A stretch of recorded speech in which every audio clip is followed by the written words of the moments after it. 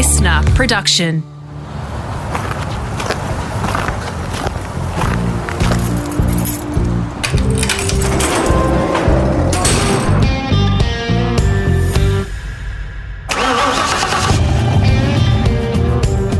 I'm automotive commentator and journalist Greg Rust, and this is Rusty's Garage. For this episode, I'm in Melbourne at the Listener Studios. My guest is one of the top sports administrators in our corner of the world and the CEO of the governing body, Motorsport Australia. Eugene Arocca gets his work ethic from a hard-working, humble family background where he perhaps defied the odds to end up in the legal profession before blending passion with aspects of his occupation to end up in the AFL. In fact, he's actually on the way to a footy function, but has agreed to stop in for the podcast on the way. You'll hear about the LinkedIn message that started a conversation about a move into motorsport, how they were on a drive for fresh ideas from other sports to help our code grow, and the challenges he faced from the establishment along the way. He opens up on the rebrand from the Confederation of Australian Motorsport and what he thought of the treatment of fellow Aussie and former F1 race director Michael Massey in the fallout from last season's controversial final round in the Middle East, and a whole lot more, including the legal action he championed against Dame Edna. That's quite a story.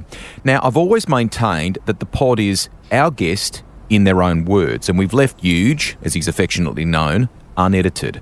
I've also passionately believed that the charter of the garage is anyone with a good story around cars, bikes and racing, not just drivers and riders. We've had a few engineers and broadcasters.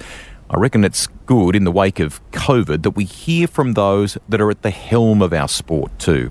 And we'll do some other category administrators in time. We begin with early life for the Aroccas and how it shaped him for roles that are as much about people management, perseverance and politics.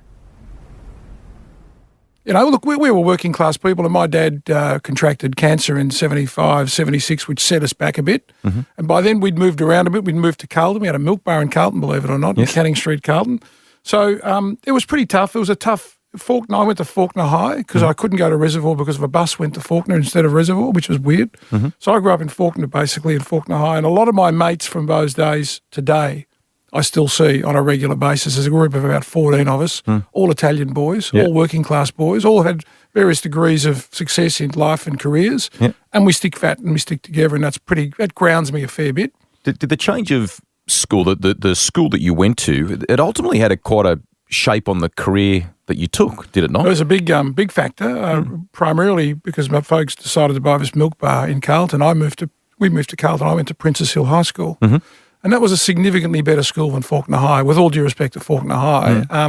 And I was lucky enough to get some pretty good results for a variety of good reasons. And that was that I'd moved away from the boys, the lads who were having fun in Faulkner, and I'd moved to Carlton. I also started playing footy back then, and that was good fun. And I found a niche where I had some good luck, I reckon. And I worked pretty hard.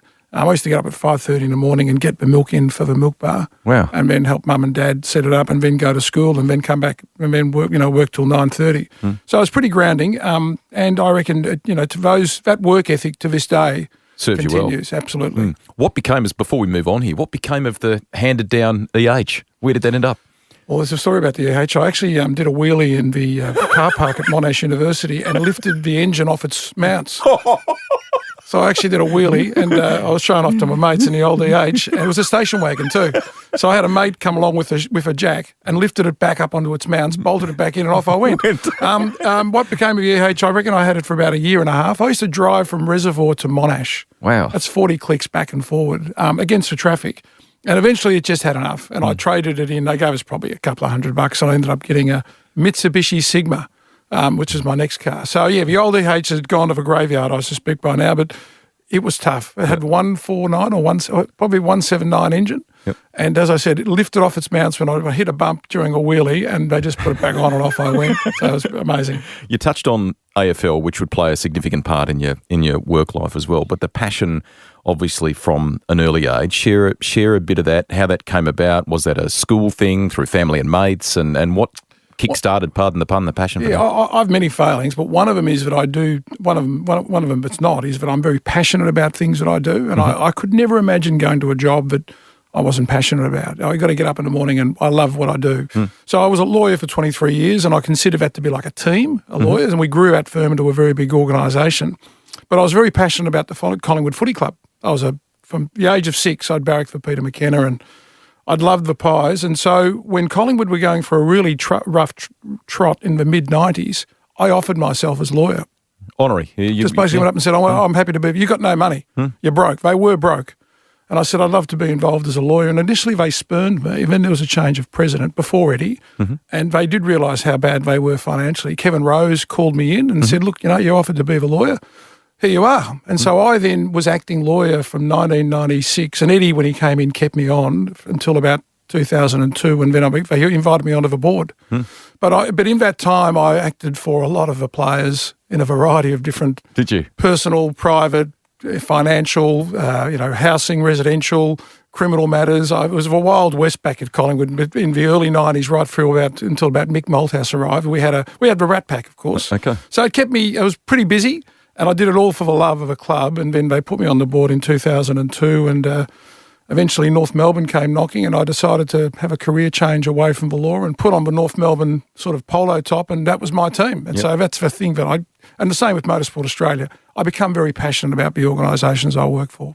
I want to join the dots just a little bit here, just back up just a fraction if we can. The ticket or the university study, am I right in saying double degree and one of them is law, is that right? I got the jurisprudence degree first, which is really a nothing degree, to be honest. It's just sort of a stepping stone to the law degree. But my folks were beside themselves. Their son had got a degree, and I kept on saying to Mum, it's actually a stepping stone degree. It means nothing. When I got the law degree, I think it was 1982. That was a pretty proud moment for my folks. Monash, am I right? Monash University, yeah. And I ended up getting a gig at a law firm called Morris Blackburn, strong sort of working class law firm. And through that, I formed some really great connections politically to this day that still remain. And I think that was another major part of my life, but I worked bloody hard, to put it bluntly. It was hard work back those days. There is a fun story that we can share. Not everyone may know it. It made the front page of the paper, and that is a case involving Dame Edna. Tell us about this one. Rusty, I've had a few weird and wonderful cases. That was the high watermark. And to give a bit of background, a mate of mine was in New York many years later, wandering through a bookstore, and he picked up a book of lists. And there's just lists on everything. Yes. And he says, he was a lawyer. He's a former partner of mine, legal partner. And he got to the weirdest legal cases. And sure enough, number 19, Eugene Arocca versus Dame Edna. And so what had happened is that a client had gone to a theatre and watched Dame Edna. If you remember, at the end of the show, she would throw gladioli at the crowd. The audience, yeah. Well, this chap was talking to his mate. The show had finished, the lights were coming on, he turned back, and then bang, one of the spears of the end of the gladioli, which were cut, ended up in his eye. Oh. And look, between you and I, he just got a blood eye. Yes. And so we reached out to Dame Edna, we got nothing, and so in the end I sued him. So I sued Barry Humphries and Barry Humphries' production company, and we settled on the door of a court. The gladioli case. The gladioli case. So we didn't get to court, but we settled at the door of a court, and they insisted that it be confidential, which I was quite happy to do. It wasn't a large settlement, but then the rumour started circulating that I'd picked up $250,000 for this bloke, and I hadn't. Okay. And so the legend of Eugene Arocca as a sort of ambulance-chasing lawyer for hire became, pretty much public. And I've acted for a lot of, celebrities and other people that have had, legal misgivings. I acted for the wife of David Hooks, for example, in that tragic incident. Yes. So I've had a really varied and exciting 23-year career as a lawyer, doing all sorts of things, but that would probably be both the high and the low light of my career. I remember Ross and John had a crack at me for suing, a legend, but in the end it was an insurance case and we did it. We'll move on and focus more on your career, quite rightly here. But a funny little story to join things here. You may recall that Dame Edna had a temporary licence with the Confederation of Australian Motorsport. And this is in Neil Crompton's book, which is out now, and he's talked about it occasionally in podcasts. Very funny story. A lot of investment in getting Barry Humphries, Dame Edna to go to the Adelaide Grand Prix as it was back then for the celebrity race. And CAMS, as it was back then, had to sign off after their training that the licence was okay for them to do the celebrity race. And there was some concern that the competencies weren't quite there. Right. And so there's this hurried 11th hour meeting on the eve of the Grand Prix, and I think the solution was, providing Neil Crompton, who was one of the trainers, sat beside Dame Edna in the car for the celebrity race, it would be okay. Wow, okay. So off they go, they do the race. Barry's in full Dame Edna mode with the glasses and out the window, hello possums, and all this sort of palaver. But of course the sports stars and some of the front-running drivers are gradually catching them. They're going to potentially lap them. And Crompo can recall that Dame Edna got to this point where the panic, the realisation kind of kicked in, and Barry looked in the rearview mirror, then looked at Neil in full Dame Edna kit, but dropped the voice facade and said, "You got to help me here." So there you go, a little join of the dots. Crompo tells that story way better than me. It's in his book, as I say. I might add, but he or she doesn't throw gladioli into a crowd anymore. Okay, so just hands them out rather than throwing them. But anyway, let's talk just about the North Melbourne chapter. I think they call you Eugene there, mate, because they love you. You've done your homework, and mate, it was a very rewarding 4-year period at a significant moment for this club, wasn't it? Yeah, it was. And I didn't barrack for North Melbourne. I was a 40-year Collingwood supporter, member, board member. I'd actually worked for Collingwood. I'd missed out on the job as CEO at Collingwood. I was a bit miffed by that. And then North Melbourne came knocking. And I reckon the moment I walked into the door, and only AFL people understand this, I guess, or team people, but the moment I walked into the door, as opposed to Collingwood, which was big and a bit cumbersome, they just literally put their arms around me. From the boot starter to the president, they just made me feel welcome. And I said, well, I'm in. And from that moment on, I worked my backside off. We returned the club to the members. It was previously owned by a group of shareholders. Mm-hmm. We built this redevelopment, which was at the time one of the best. We had a fantastic community program. You kept it there because it was going to be Gold Coast. Exactly right. We pitched ourselves as the inner city club, and lo and behold, there's going to be 20,000 new residents living in the Arden precinct, which is going to be built around this oval. So I had a lot of luck, a lot of hard work. I had some great people working with me, and Heath O'Loughlin and Adam Aiello and Johnny Murphy, who then followed me to Motorsport Australia. Mm-hmm. But it was probably, in real terms, the most rewarding time or career phase in my life. Wow. Because it actually meant putting a stake in the ground to save a football club which had 40,000 members or 35,000 members, 200,000 or 300,000 supporters, and actually making a difference. And I remember recently the newly elected president said to me, "See, you were sort of like the Gough Whitlam we had to have, the sort of person who came along, didn't stay for 20 years, but in a short period of time made some significant changes." And I was quite chuffed by that because I'm a fan of Gough, as it turns out. But we really made some significant changes to the way in which the club was operating, and ultimately save the club. When I say we, it was never me. Yeah. I was the right place, the right time. And to this day, like even last weekend at Phillip Island, I had a bloke come up to me called Andy and said, "Eugene, I just want to thank you for what you've done." I said, "Not sure that you're going to be that grateful as a motorsport fan." He said, No, North Melbourne Footy Club, I'm a member. And just now, Ed was saying that he's a supporter of North Melbourne. So cool. We are a really communal, familial club, and that really appealed to me, and I love that bit about it. So I'm very proud of that for a 4.5-year period that I was there at North Melbourne. Significant.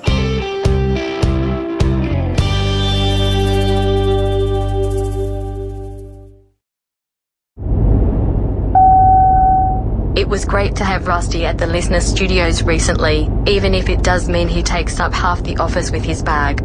Sorry, Rusty, only joking. Crazy the circles of life and work and things like that. Tony Cochran, who was the boss of Supercars, is now the boss of Gold Coast. And his wife, Thea, actually has an involvement with Motorsport Australia, doesn't she? On our board. And so we often talk about footy because Gold Coast haven't been going too well lately, although they've picked up again. But, the networks, the one thing I did get out of football were these extraordinary networks. It is a networking.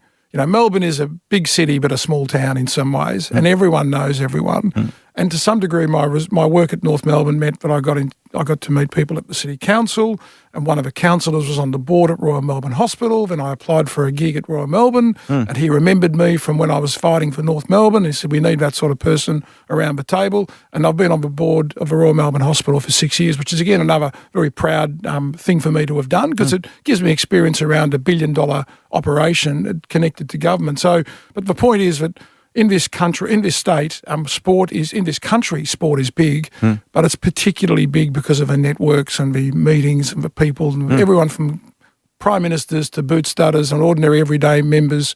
And in fact, I'm going to a lunch today for an MP who I met through North Melbourne Footy Club, who's celebrating his 10th year anniversary in Parliament. So that's one of the connections that I've been really grateful for. You're the sum of many parts when you end up in a role like yours, but is there a moment that you can recall where you went, gee, the thought of shifting from law to administration and management in sport, which you clearly love, when did that sort of kick in for you, or that sort of... I'd been doing some work for Collingwood as a lawyer, and the CEO at the time, a fellow called Greg Swan, who's now at Brisbane Lions, we were sitting one day waiting for a meeting, and he said, Huge, you must be getting sick of billable hours. Because he used to be an accountant at EY. And I said, what do you ask that? He says, well, maybe it's time for you to think about a career change. You get to spend more time with your family. I was working 70 hours a week. Crazy. And I'm not seeing my kids. And he says, I get to take my kids to the footy with me for work. I'll go off to the dinner or lunch, but the kids get to sit in the ground. And so the light bulb moment went on. And I reckon about 6 to 9 months later, I went to my partners and said, I reckon it's time for me to move on. Collingwood had offered me the job as Chief Operating Officer. That made it easy to fall into a job like Collingwood, where you're barracked for. Yes. And so I made the decision at 45 years of age to change my career, essentially for the benefit of my family. I'd still love to be a lawyer today. Right now, I'd still love to be a lawyer. I'm still a lawyer. But I think the career change, if I could give advice to anyone in your 40s, male or female, is probably about the right time to make a career change. And that's when I went left field, went from law to sports administration, but it was primarily driven by my family. I could have kept, as I said, working 70 hours a week right to today, but taking my kids to the footy, they had the good fortune of running out onto the oval, coming into the rooms with me. Footy's up and down, you win and lose, but there's great moments. Boomers 400th, some really great, exciting periods that I got to share with my kids, my two boys, who were born Collingwood, but now barracked for North Melbourne. Lovely. And so that was really the reason I made that career change. How did the overture to come and play in the motorsport world happen, and what was your first reaction to that? Well, it's funny because I've been on LinkedIn. Most of us are on LinkedIn, and you sort of think it's a great network, but whatever comes to, well, I got a phone call. I'd left North Melbourne Footy Club, and I was setting myself up to go back into the law. So I'd hired an office in the city, and I was going in every morning and doing nothing. What, your own shingle? I was going to be a mediator, full-time mediator, because I like crunching heads together and coming up with an outcome. That's not actually a very good way to mediate, but anyway, as I discovered. So I was sitting around for 3 months in this office in the top of Queen Street, twiddling my thumbs, waiting for work, because it takes a bit of lag to get work in law. And in the space of a week, I had 3 opportunities present themselves out of nowhere. And they're all sort of because of my football. One was with Vision Australia. One was with a law firm called Shines. And right at the last moment, I got a phone call from a headhunter who'd found me on LinkedIn, who said he was looking for an ex-AFL CEO to come and work at Motorsport Australia. Well, he actually said CAMS. He says, you know what CAMS is? I said, well, as it turns out, I do know who CAMS are, because Greg Swan, who was the CEO back in 97 before he came to Collingwood, I got to know him.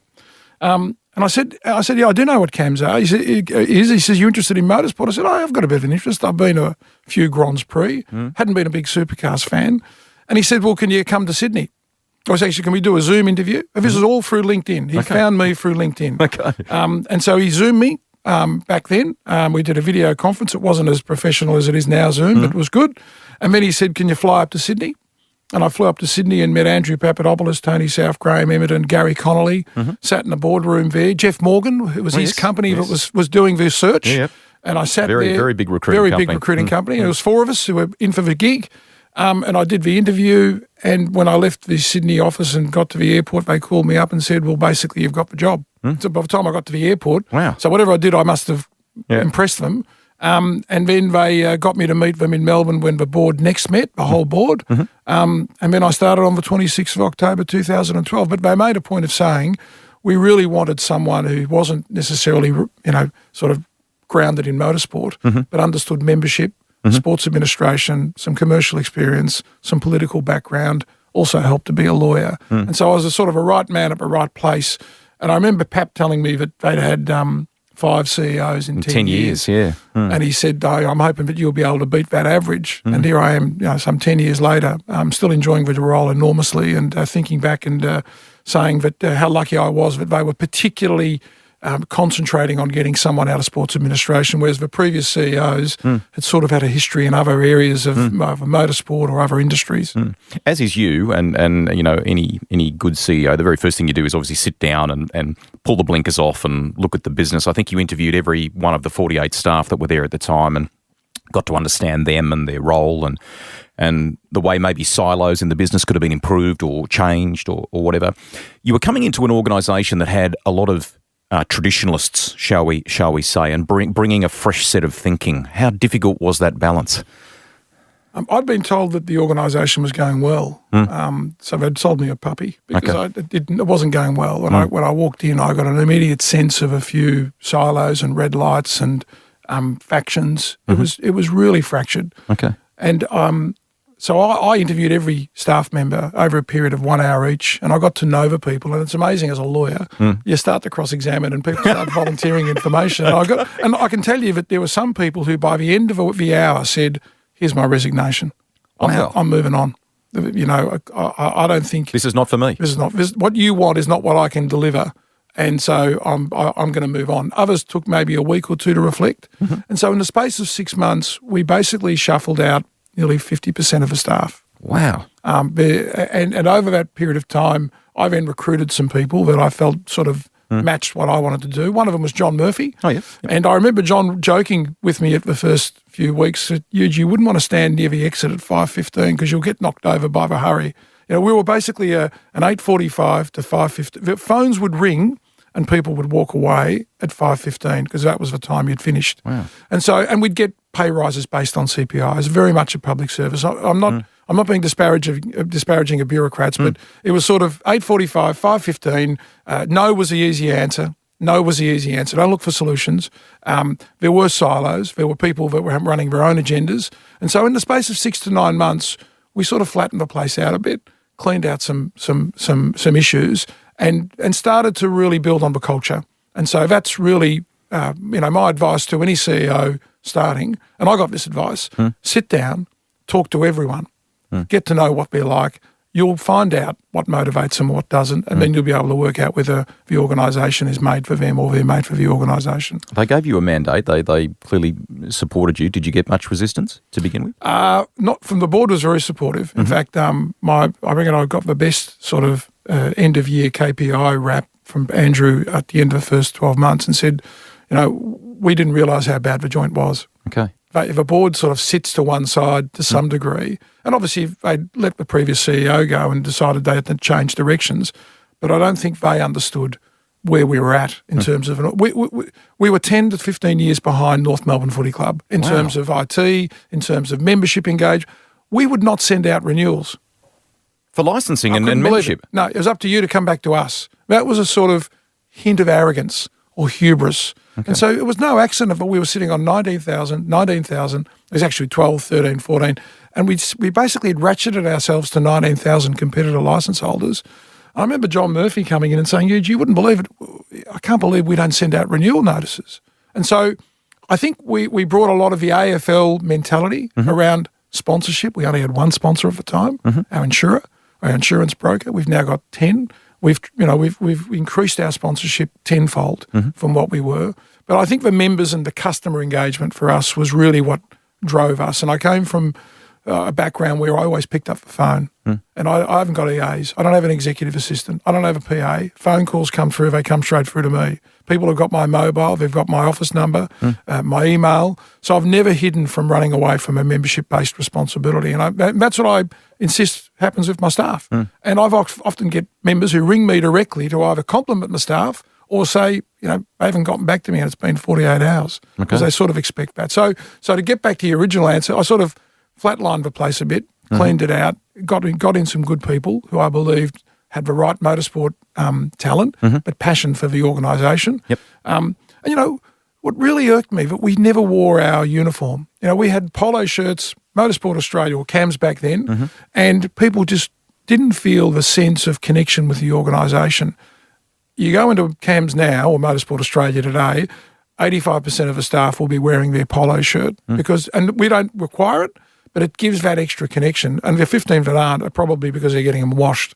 But that's a really important marker that people have bought in. Yep. So they're drinking they've got buy-in. They've got the buy-in, they've got the passion, and they want to be. I said, you want to be proud to wear that top whenever you go outside and when I fly, I always wear the Motorsport Australia shirt because I think it's really important that, one, we're seen, but secondly, that people associate me and the brand with what we want to do in motorsport. So never been shy about promoting who we are and what we are. And I think the majority of our staff, in fact, all of our staff, understand our expectation.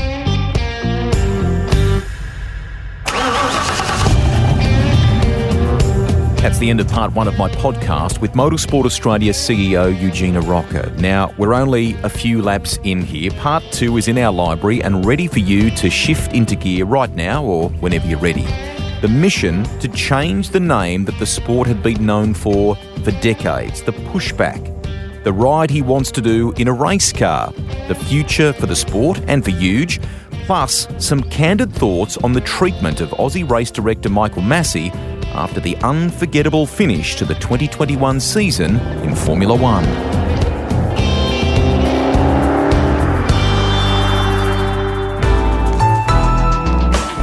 Listener.